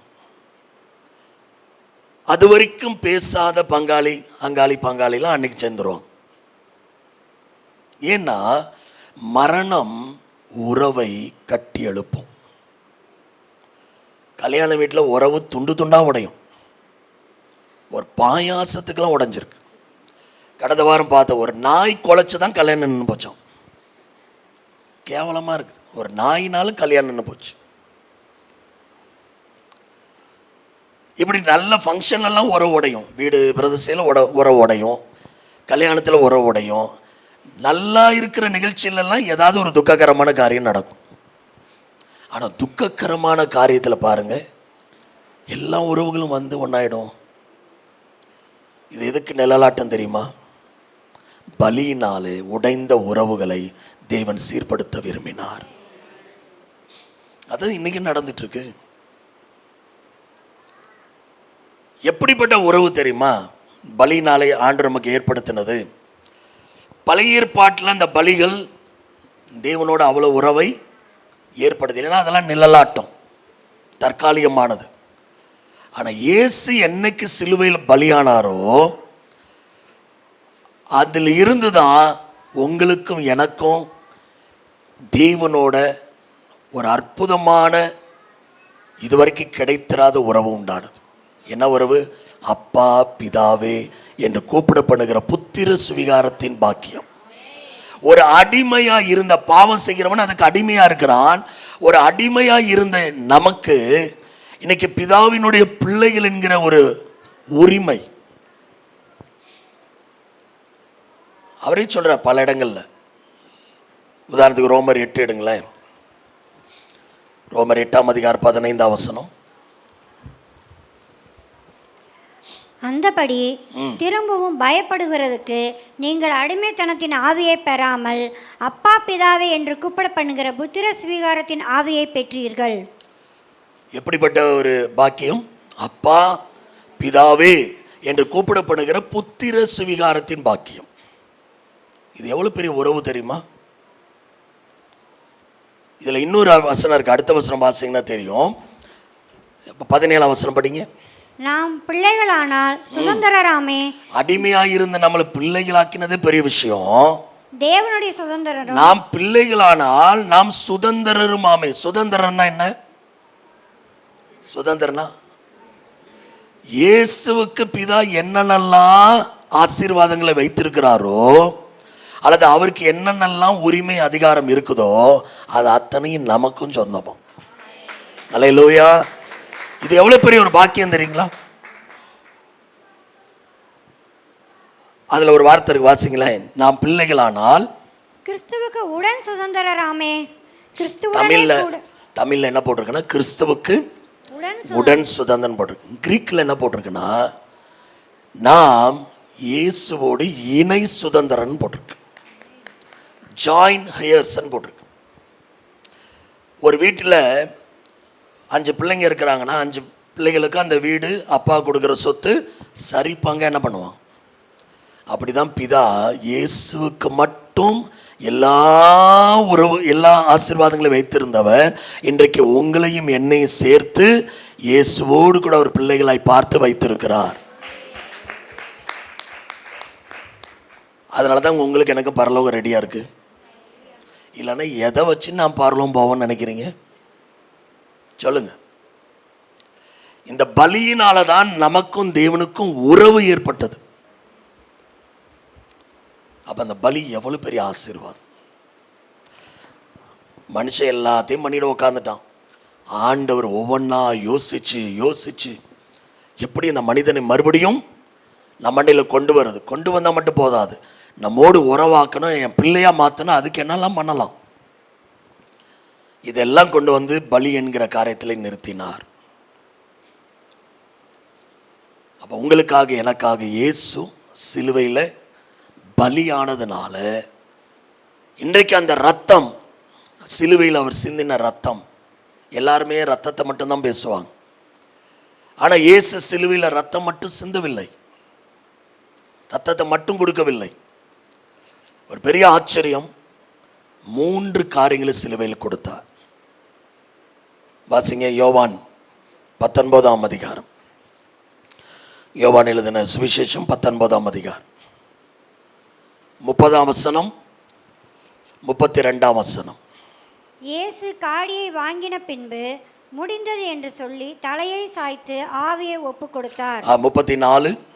ஆகிலும் போர் சேவகரில் ஒருவன் ஈட்டியினாலே அவருடைய விழாவில் குத்தினான், உடனே இரத்தமும் தண்ணீரும் புறப்பட்டது. 3 காரியங்கள் இங்கே சொல்லப்பட்டிருக்கு பாருங்க.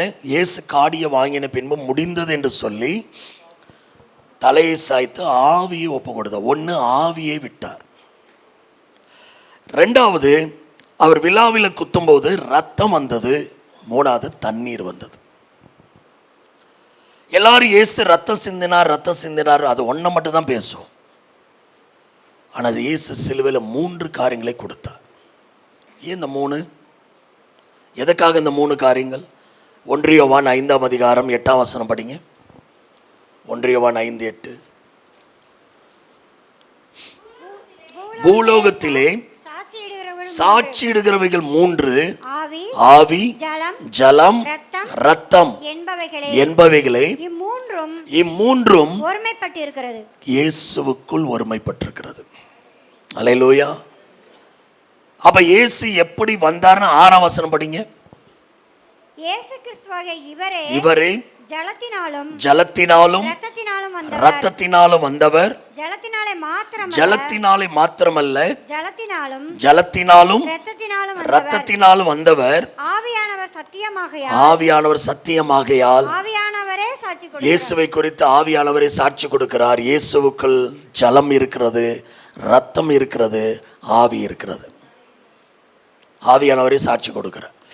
இந்த 3ஐயும் சிலுவையில் இயேசு நமக்காக கொடுத்தார். எதுக்கு கொடுத்தார்? ஏசாயா 53:5 வாசிங்க. ஏன் இந்த 3ஐயும் சிலுவையில் நமக்காக பலியாய் கொடுத்தார்? 1, நம்முடைய மீறுதல்களின் நிமித்தம் அவர் காயப்பட்டார். 1. அடுத்தது 2, நம்முடைய அக்கிரமங்களின் நிமித்தம் அவர் நொறுக்கப்பட்டார். பாவத்தை பத்தி இங்க வரல, ஆனா அதே அதிகாரத்துல 10ஆம் வசனம் படிங்க. நொறுக்க சித்தமாகி அவரை பாடுகளுக்குட்படுத்தினார். அவருடைய ஆத்துமா தன்னை குற்ற நிவாரண பலியாக ஒப்பு கொடுக்கும் போது அவர் தமது சந்ததியை கண்டு நீடித்த நாளாய் இருப்பார். கர்த்தருக்கு சித்தமானது அவர் கையினால் வாய்க்கும். அப்படி சொல்லிட்டு 12ஆம் வசனத்தில் வரும்போது பாவத்தை தாமே சுமந்துன்னு வருது. அப்ப இயேசுயா ரொம்ப தெளிவா சொல்றார். இயேசு நம்முடைய மீறுதல் நிமித்தம் காயப்பட்டார், நம்முடைய அக்கிரம நிமித்தம் நொறுக்கப்பட்டார், நம்முடைய பாவத்தை தாமே சுமந்தார். இந்த 3 காரியங்களுக்கு அடையாளமா இங்க பாருங்க, ஆடு பலியிட போது, மாடு பலியிடும் போது ரத்தம் மட்டும்தான் வருது, அது பூரணம் அல்ல. ஏன் இயேசு பூரண பலி தெரியுமா?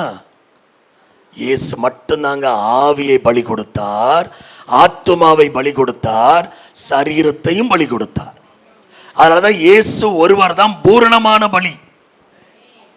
வேற யாரும் அந்த பூரண பலி ஆக முடியாது. இப்படி இயேசுவினுடைய ஆவி பலியாகும் போது அவருக்குள்ள இருக்கிற ஆவி வெளியே வருது. அல்லேலூயா. அதுக்கு பேர் என்ன தெரியுமா?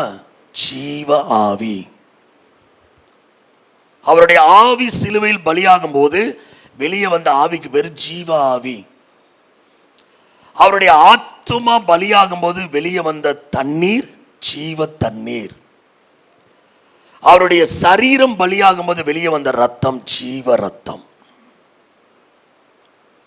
இப்ப வாசிங்க யோவான் 10:10. ஏன் நான் ஜீவன் ஜீவன் சொல்றேன்னா அங்க இருக்கு பாருங்க. திருடன் திருடவும் கொல்லவும் அழிக்கவும் வருகிறானே என்று வேறு ஒன்றுக்கும் வரான். நானோ அவைகளுக்கு ஜீவன் உண்டாயிருக்கவும் அது பரிபூரணப்படவும் அந்த ஜீவன் பரிபூரணப்படவுமே வந்தேன். அல்லேலூயா. அப்ப இயேசு சிலுவையில கொடுத்த ரத்தம் சாதாரண ரத்தம் இல்ல, ஜீவ ரத்தம். சிலுவையில் அவர் கொடுத்த தண்ணீர் என்ன தண்ணீர்? ஜீவ தண்ணீர். இதை ஏற்கனவே சமாரியஸ்தர்கிட்ட பேசிட்டார். நான் கொடுக்கும் தண்ணீரை குடிக்கிறவனுக்கு ஒரு காலம் தாகம் எடுக்காதுன்னார். என்கிட்ட கேட்டிருந்தேன்னா ஜீவ தண்ணீரை நான் கொடுத்துருப்பேன். அப்ப ஆண்டவர் வந்த நோக்கம் என்ன? அவர் பலியாகும் போதாங்க ஜீவ தண்ணீர் வெளியே வரும். அவர் பலியாகும் போதுதான் ஜீவ ரத்தம் வெளியே வரும். அவர் பலியாகும் போதுதான் ஜீவ ஆவி வெளியே வரும். இந்த ஜீவ ரத்தம், ஜீவ தண்ணீர், ஜீவ ஆவி எதற்காக கொடுத்தார்னா, ஜீவனே இல்லாமல் இருக்கிற நம்முடைய ஆவி, ஆத்மா, சரீரத்தில் இருக்கிற மீறுதல், அக்கிரமம், பாவம் மன்னிக்கப்பட்டு மாத்திரமல்ல, அது அப்படியே நம்மை விட்டு சுத்திகரிக்கப்பட்டு அவருடைய ஜீவன் நமக்குள்ளே வருவதற்காக இயேசு சிலுவையில் பலியானார். அல்லேலூயா. பழைய ஏற்பாட்டு பலி பாவத்தை மூடும். இயேசுவாகிய ஜீவ பலி கழுவுறது மாத்திரம் இல்ல, சுத்திகரித்து பாவ நிவர்த்தி உண்டு பண்ணி பரிகாரம். பரிகாரம் என்ன? நிவாரணம். அதுக்கு தேடினாலும் பார்க்க முடியாது. டோட்டலி எரேஸ் பண்ணிடுறார், முற்றிலுமா எடுத்துடுறார். அதனால தாங்க இயேசுவை தேடி இன்னைக்கு கோடா கோடி மக்கள் ஓடி வந்துகிட்டே இருக்கிறாங்க. எங்கெங்கேயோ ஓடுறாங்க, எதுவுமே நிரந்தர சுத்திகரிப்பு இல்லை. ஒரு தடவை போனால் மறுபடியும் போகணும், மறுபடியும் போகணும், மறுபடியும் போகணும். என்னங்க இந்த வருஷம் ரொம்ப டல்லாக இருக்கிறீங்க, இந்த வருஷம் ஒன்றுமே பண்ணலங்க அந்த கடவுளுக்கு, அதாங்க கடவுள் தண்டிச்சிருச்சு, இப்படியே சொல்கிறாங்க. எத்தனை தடவை தான் போகிறது? கொஞ்சமாவது ஈவருக்கம் பண்ணி இத்தனை தடவை அந்த முடி கொடுத்தானே, கொஞ்சமாவது இந்த வருஷம் வரலையே, நல்லா வப்பன் பண்ணுதா? நான் சொல்கிறது என்னை தான் சொல்கிறேன். நான் தேடி ஓடின கடவுள் 18 முறை மொட்டை அடிச்சிருக்கேன். நீங்கள் அம்மாட்ட கேட்டு எத்தனை தடவை மொட்டை போடணும் வேண்டியிருக்கீங்க? சாகுற வரைக்கும். யாரை கேட்டு வேண்டீங்கன்னு கேட்டு. நீங்கள் வேண்டும்னா நீங்கள் கொடுங்க. அது இதுக்கு என்னை மொட்டை போடுறேன்னு சாகுற வரைக்கும் நீங்கள் எப்படி வேண்டலாம்? சரி, இத்தனை முறை போட்டாச்சு, ஏதாவது பண்ணுச்சா? அது அது சாமி குத்தமாக இன்னும் கொடுத்தே ஆகணும். கொடுக்க முடியாது. அவ்வளோ பெரிய ஒரு போராட்டம் எனக்கு எங்கள் அம்மாவுக்கு. அன்னைக்கு தாங்க இயேசுவை நான் கண்டுபிடிச்சேன். அன்னைக்கு தாங்க இயேசு என்னை விடுதலை ஆக்கினார். ஒரே தரம் பலியிடப்பட்டதினாலே என்னுடைய மீறுதல், அக்கிரம, பாவத்தை இயேசு ஒரே தரம் மன்னித்து கழுவி எடுத்து நிவர்த்தி பண்ணிட்டார். இனி மறுபடியும் நான் மொட்டை போட வேண்டிய அவசியம் இல்லாமல் போனது. First and last. என்னைக்கு ரட்சிக்கப்பட்டோன்னு அன்னைக்கு நான் அடிச்சது முடிஞ்சு போச்சு. அதில் ஒரு நன்மை இருக்கு. ஓகே, நல்ல முடி இருக்கு, சோத்திரம். அதையும் நன்மையாக கடவுள் மாற்றிருக்கார் பாரு. அதான் நான் நன்றி சொல்வேன். ஆனால் அறியாமல் உள்ள காலங்களை தேவனும் காணாதவர் போல இருந்துட்டார். அறியாமல் செஞ்சிட்டோம், ஓகே. இப்போ ஆண்டவர் ருசி பார்த்துட்டு நம்ம பின்னிட்டு பார்க்க முடியுமா? அதில்தான் இன்னைக்கும் 35 வருஷம் அந்த ஊழியத்தை செய்ய கர்த்தர் பலப்படுத்திட்டு இருக்கிறார். அல்லேலூயா. எத்தனை ஆயிரம் ஊழியக்காரங்க, எத்தனை ஆயிரம் விசுவாசிகள், எத்தனை ஆயிரக்கணக்கான சபைகள் நான் ஸ்டாப்பாக ஓடிட்டுருக்கிறேன். நைட்டு நேரம் சென்னையில் முடிச்சுட்டு நைட்டு கிளம்பி காலையில் 5 மணிக்கு வந்து திரும்ப 6 மணிக்கு பஸ் எடுத்து மணப்பாறைக்கு போய் சர்ச்சில் ஆராதனை முடிச்சுட்டு மதுரையில் எங்கள் பிரதர் முத்து பிரதர் வீட்டுக்கு வந்து அங்கே கொஞ்சம் ரெஸ்ட் எடுத்து சாப்பிட்டுட்டு அவங்கள கூட்டிகிட்டு ஈவினிங் வந்துட்டு திரும்ப நான் நைட்டு முடிச்சு ஊருக்கு போகணும். நாளைக்கு துறையூர் ஊழியம், அடுத்த நாள் ஏர்போர்ட்டில் ஊழியம், அதுக்கு அடுத்த நாள் சென்னையில் ஊழியம். டெய்லி ஓடிக்கிட்டே இருக்கிறோம். மாதத்துக்கு 30 நாளும் ஊழியம். இவ்வளோ பலப்படுத்துறார் பாருங்க. அப்ப இயேசுவாகி அந்த ஒரே பலி சாதாரண பலியில் பூரணமான பலி. இயேசுவின் ரத்தம், ஆவி, ஜலம், இந்த மூன்றும் என் ஆவி, ஆத்துமா, சரீரத்தில் இருக்கிற மீறுதல், அக்கிரமம், பாவத்தை நிவர்த்தி செய்தது. கோடி ரூபாய் கொடுத்தாலும் கிடைக்காத ஒரு பெரிய ஆசீர்வாதம் இயேசுவாகிய பூரண பலியில தேவனை ஏற்படுத்தி வைத்திருக்கிறார். கோடி ரூபாய் கொடுத்தாலும் எங்கேயும் கிடைக்காதுங்க, முற்றிலும் இலவசம். ஏன் வாழ்க்கையில் ஆசீர்வாதம் இல்லை தெரியுமா? உலகத்தார்களுக்கு அவங்க செய்த மீறுதலுக்கிற பாவமே அவங்க வாழ விடாம தடுக்குது. ஏன் இயேசு வண்டையில் வாங்க நம்ம சொல்றோம்? மத மாத்தல. ஒருத்தங்க கேட்டாங்களாம், எவ்வளோ ரூபாய் கொடுத்தாங்க, எத்தனை லட்சம் கொடுத்தாங்க சபைக்கு போகிறதுக்கு அப்படின்னு எங்கள் சபை மக்கள்கிட்ட கேட்டாங்களாம். அதுக்கு அவங்க சொன்னாங்களாம், நீங்கள் வந்து பாருங்கள் உங்களுக்கும் கிடைக்குனாங்களாம். உண்மைதான். ஒரு தடவை வந்து பார்த்தா நான் கொடுக்குறேன்னா இயேசு கொடுக்குறாரான்னு தெரிஞ்சிடும். அப்போ இன்னைக்கு சபைக்கு வரவங்கள என்ன சொல்கிறாங்க? ஐயோ, இவ்வளோ பெரிய ஆசீர்வாதத்தை நான் வராமல் இருந்தால் இழந்திருப்பேன்னு இயேசு இலவசமாக கொடுக்குறாரு. எங்கேயாவது ஒரு குறை வச்சிருக்கிறாரு நம்ம செய்கிற மாதிரினா ஒன்றுமே இல்லைங்க, எல்லாத்தையும் முடிச்சிட்டாருங்க. முடிந்தது என்று சிலுவையில் சொன்னார் பாருங்க, அதோடு எல்லாமே முடிந்தது. இனி நாம் மொட்டையடிக்க வேண்டிய அவசியம் இல்லை, வெறுங்காலில் நடக்க வேண்டிய அவசியம் இல்லை, விளக்கு போட்டு உருள வேண்டிய அவசியம் இல்லை. எல்லாவற்றையும் இயேசு முடித்து விட்டார். இப்ப நம்ம செய்ய வேண்டியது ஒன்னே ஒன்று. என்னது? சங்கீதம் 51:1-2 இதை தான் நம்ம செய்யணும். வாசிங்க. சங்கீதம் 51:1-2 வாசி முடிப்போம். தேவனே, உமது கிருபையின்படி எனக்கு இறங்கும், உமது மிகுந்த இரக்கங்களின்படி என் மீறுதல்கள் நீங்க என்னை சுத்திகரியும், என் அக்கிரமம் நீங்க என்னை முற்றிலும் கழுவி என் பாவமர என்னை சுத்திகரியும். இந்த 3 காரியங்களை அவர் சுத்திகரிக்க வேலைகள்லாம் சிலுவையில் பண்ணிட்டாரு. ஆனால் எத்தனை பேர் நம்ம வாயை திறந்து கேட்குறோம்? தாவீது பத்சேபாள் இடத்துல பாவம் செய்து விழுந்த பொழுது நாத்தான் தீர்க்கதரிசி மூலமா ஆண்டவர் உணர்த்தின உடனே இந்த சங்கீதத்தை பாடுறார். அந்த மனுஷனுக்கு தெரிஞ்சிருக்கு அவர் மீறுதல் பண்ணாருன்னு தெரிஞ்சிருக்கு, அக்கிரமம் பண்ணாருன்னு தெரிஞ்சிருக்கு, பாவம் பண்ணாருன்னு தெரிஞ்சிருக்கு. இந்த 3ஐயுமே அறிக்கை பண்றார். நம்ம என்னைக்கு பண்ணியிருக்கிறோம் சொல்லுங்க? என்னைக்கு தேவ சமூகத்தில் இந்த 3ஐயும் அறிக்கை பண்ணோம்? தன் பாவங்களை மறைக்கிறவன் வாழ்வடை மாட்டான், அவைகள் அறிக்கை செய்து விட்டு விடுகிறவன் எவனவன் இரக்கம் பெறுவான். அப்ப இன்னையிலிருந்து என்ன செய்யணும்? அந்த பூரண பலியின் ஆசீர்வாதம் வேணும்னா, பூரண பலினா புரிஞ்சிச்சா? இயேசுவின் ஆவி பலியானது, ஆத்துமா பலியானது, சரீரம் பலியானது. எதுக்காகனா என்னுடைய ஆத்துமாவில் இருக்கிற மீறுதல், அக்கிரமம், ஆவியில் இருக்கிற மீறுதல், சரீரத்தில் இருக்கிற பாவம் முற்றிலும் நீங்க வேண்டும். நான் சுத்திகரித்து பரிசுத்தமாக வேண்டும். அதுக்காக ஒரு பூரண பலியாக இருக்கிறார்.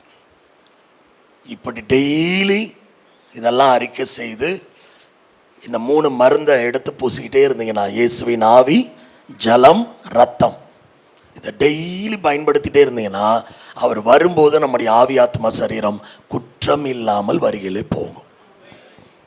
எதை செய்ய போறீங்க? உண்மையாவா?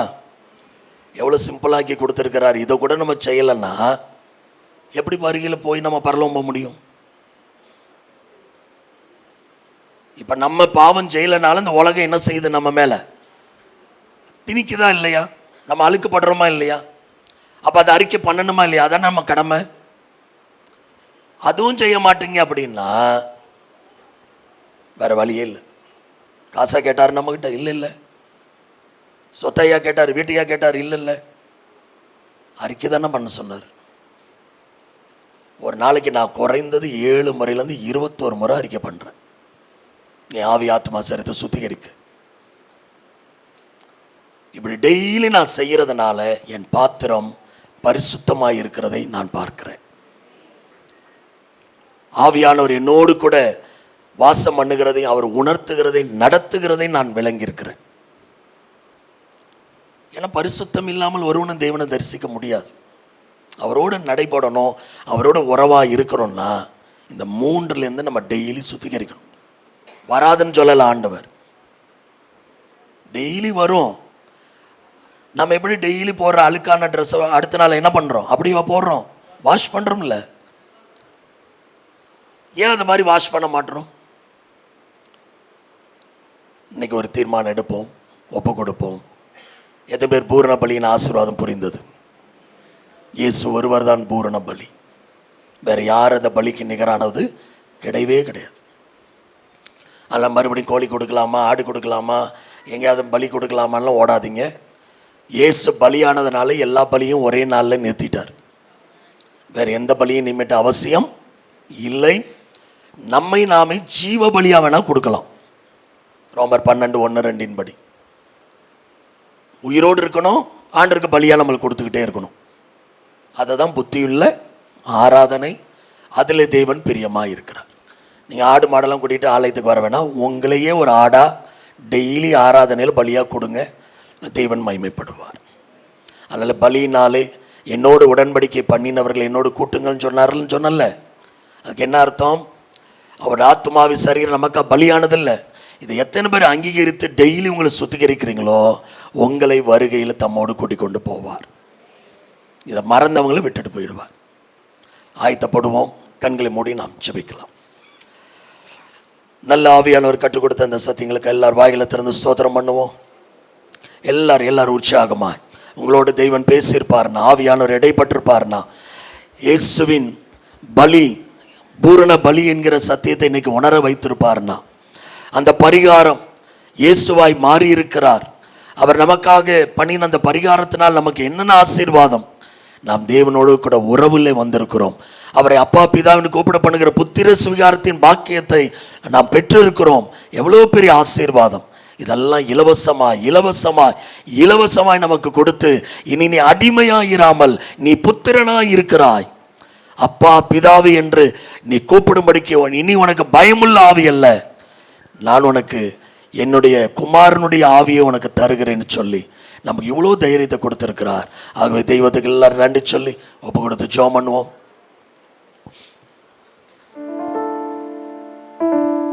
நல்ல தகப்பனே, இந்த வார்த்தைக்காக நன்றி செலுத்துகிறோம். இந்த வார்த்தையின்படி நாங்கள் ஒவ்வொரு நாளும் எங்களை கழுவி சுத்திகரிக்க, எங்களை அர்ப்பணிக்க கர்த்தர் கிருபை செய்துள்ளோம். செய்தி கொடுத்த தாசனை எங்கள் மத்தியிலே கொண்டு வந்து அற்புதமாய் பயன்படுத்தினதற்காக நன்றி. பலி என்ற தலைப்பில் அழகான அற்புதமான விடுதலையான சத்தியத்தை கேட்க உதவி செய்தீர். உமக்கு நன்றி. எல்லா மகிமையும் உமக்கே செலுத்துகிறோம். இயேசுவின் நாமத்தில் ஜெபிக்கிறோம் நல்ல பிதா.